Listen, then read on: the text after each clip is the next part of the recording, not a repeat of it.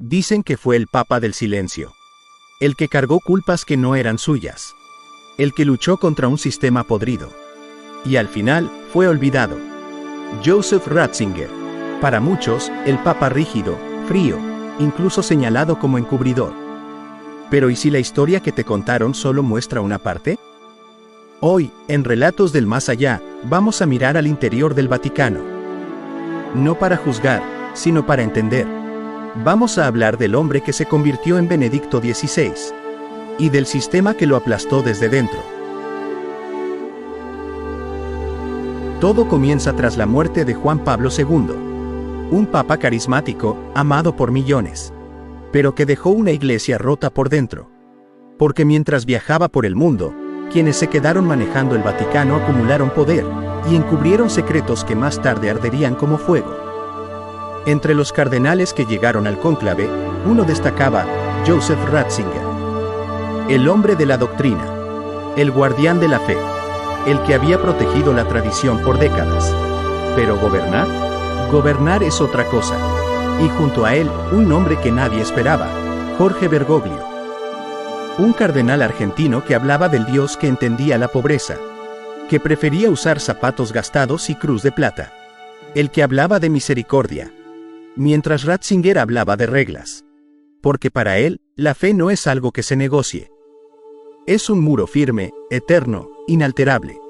Y frente a los cambios del mundo, su deber era protegerlo. Ganó, y se convirtió en el Papa Benedicto XVI. Pero el mundo no estaba listo para él.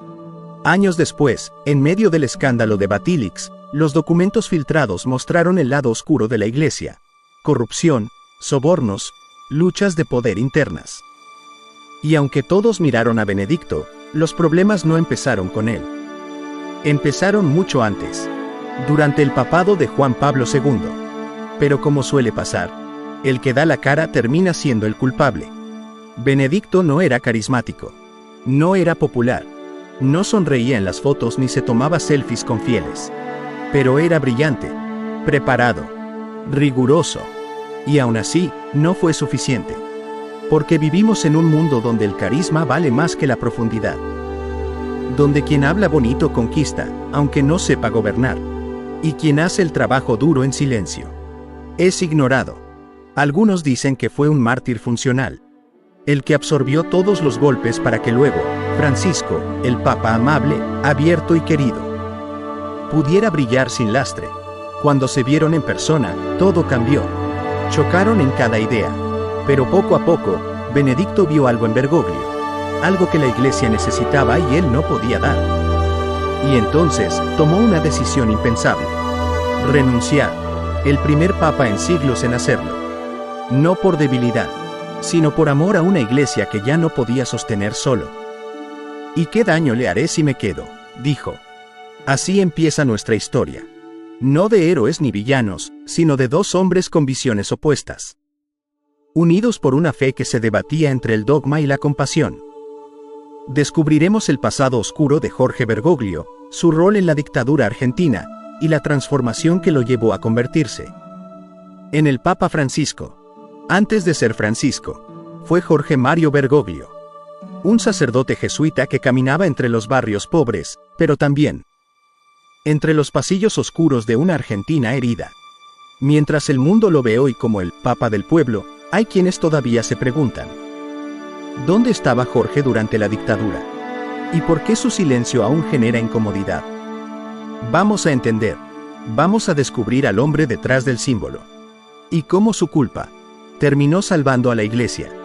Argentina, 1976. Los militares toman el poder. Comienzan los secuestros, las desapariciones, y el miedo se convierte en rutina. En medio del caos, Jorge Bergoglio dirige la orden jesuita. Dos sacerdotes de su comunidad son secuestrados. Y mientras están cautivos, Bergoglio guarda silencio. Muchos le reprocharon no haber hablado, no haber denunciado. Incluso algunos lo señalaron como cómplice pasivo. Pero ¿qué harías tú, si hablar significara poner en riesgo a toda tu comunidad? Si una palabra mal dicha podía costar más vidas. A veces, el silencio no es cobardía. Es un escudo. Bergoglio sabía que no podía con todo. Y eso lo marcó para siempre. Después de la dictadura, se retiró. No del sacerdocio, sino de sí mismo. Vivió años en humildad, entre los más pobres. No como castigo, sino como redención. Ese proceso de transformación no fue fácil, pero fue auténtico. Jorge cambió, aprendió, y cuando el Vaticano volvió a mirarlo, ya no era el sacerdote de las dudas, sino el pastor que entendía el dolor. Y así llegamos al momento donde dos mundos colisionan. Benedicto, el guardián de la doctrina. Francisco, el renovador de la misericordia. Ambos cargaban culpas. Ambos sabían que no eran perfectos. Pero también entendían que la Iglesia necesitaba reconciliarse con sus sombras. ¿Cómo puede guiar a otros? ¿Alguien que no ha conocido el fracaso? La clave de esto no es justificar. Es entender que incluso los líderes espirituales son humanos. Se equivocan. Y también se levantan. Porque a veces, los mejores pastores no son los que tienen las manos limpias, sino los que saben lo que es vivir con las manos manchadas, y aún así deciden servir. Benedicto lo vio, y lo entendió. Y ese día, el Papa de la Razón aceptó que el mundo necesitaba un Papa del corazón. Y es que al final, no hay redención sin dolor. Y no hay fe, sin duda. Más adelante veremos el día en que Benedicto renunció, el impacto que sacudió al mundo, y cómo dos hombres tan distintos hicieron historia juntos, como nunca antes en el Vaticano. El mundo entero contuvo el aliento. Por primera vez en más de 600 años, un papa renunció, no por enfermedad, no por escándalo, no por muerte, sino por algo que nadie esperaba: conciencia. Hablamos del momento que sacudió a la Iglesia, y cómo ese acto de humildad abrió paso a un papa que cambiaría todo. Joseph Ratzinger, Benedicto XVI. Intelectual, conservador, solitario. Cargó con la sombra de escándalos, divisiones internas y un peso que ya no pudo sostener. En su silencio, había una confesión. En su renuncia, un mensaje. Ese día, el mundo se dio cuenta de algo. Hasta el trono más poderoso necesita descanso. Y a veces, ceder el poder es el acto más valiente de todos. Y entonces, el humo blanco volvió a llenar el cielo. Pero esta vez, algo cambió. No salió un papa europeo. No eligieron a un teólogo. Eligieron a un pastor. Jorge Mario Bergoglio. El primer papa latinoamericano. El primer jesuita. El primero en elegir el nombre de Francisco, el santo de los pobres. Con él, llegó la sonrisa, la humildad, el lenguaje directo. Y con él, también llegaron las preguntas incómodas. ¿Puede un papa hablar de cambio climático? ¿De economía? ¿De aceptar a los marginados? ¿De abrirle las puertas al amor, más allá del dogma? Muchos lo aplaudieron, otros lo temieron. Pero Francisco no era un revolucionario. Era un reformador con memoria. Alguien que sabía lo que costaba equivocarse, y aún así, elegía avanzar. Porque entendió que la fe no se impone, se vive, y que el mayor milagro no está en cambiar el dogma, sino en tocar los corazones. Y ahora, con su muerte, el Vaticano vuelve a vestirse de luto. Francisco, el Papa del pueblo, ha partido. Pero su legado apenas comienza. Hoy, el mundo se pregunta: ¿volveremos a los viejos caminos? ¿O su muerte marcará el inicio de una nueva iglesia? Porque si Benedicto renunció para que algo nuevo naciera, y Francisco vivió para renovar la fe desde las entrañas, entonces el próximo Papa no solo tendrá que gobernar, tendrá que decidir qué tipo de iglesia será recordada en los próximos siglos. ¿Una que se encierra en el mármol? ¿O una que se mezcla con el barro? ¿Y tú, qué recordarás de este Papa? ¿La sonrisa? ¿La humildad? ¿O el coraje de hablar donde todos callaban? Porque a veces, Dios no habla en voz alta. Habla en los silencios que cambian la historia. Un nuevo día comienza. Y con él, una nueva era. La Iglesia ha perdido a un pastor, pero no su rebaño. Y cuando parecía que el silencio reinaría tras la muerte de Francisco, el humo blanco volvió a elevarse. Ya tenemos nuevo Papa. Pero esta vez, no fue el Papa que todos esperaban. Ni el más carismático, ni el más conocido. Fue el más estratégico. Su nombre, Robert Francis Prevost.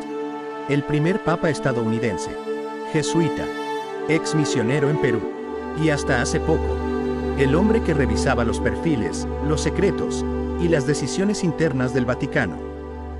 Dentro de la curia, todos sabían quién era, pero afuera, nadie lo vio venir, y eso no fue casualidad. Muchos ven en su elección una jugada silenciosa, una apuesta por el orden, la disciplina, la restauración. León XIV no es un papa de gestos virales, es un papa de estrategia, de estructura, pero también es un pastor con historia, con heridas, y con una fe forjada en las calles más humildes de América Latina. Antes de usar anillos, usó botas llenas de polvo. Antes de ocupar tronos, durmió en misiones alejadas. Y eso podría marcar la diferencia. Porque tal vez, este nuevo papa no viene a romperlo todo. Pero sí, a sostener lo que Francisco dejó sembrado. Una iglesia más humana, más cercana. Una fe que no se grita desde lo alto, sino que se susurra al oído de quienes más la necesitan. Ahora, los ojos del mundo vuelven a mirar al Vaticano. Y aunque las preguntas no han terminado, tampoco lo ha hecho la esperanza.